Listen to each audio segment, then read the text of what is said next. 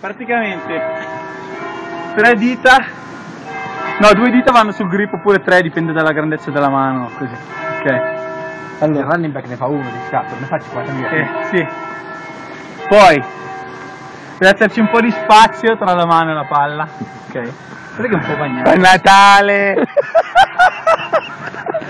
Poi da così, ma non c'è nessuno che la prende. Vabbè, Ale, vabbè. Aspetta che... Vai, racconta, boh. Praticamente tu vai indietro, no?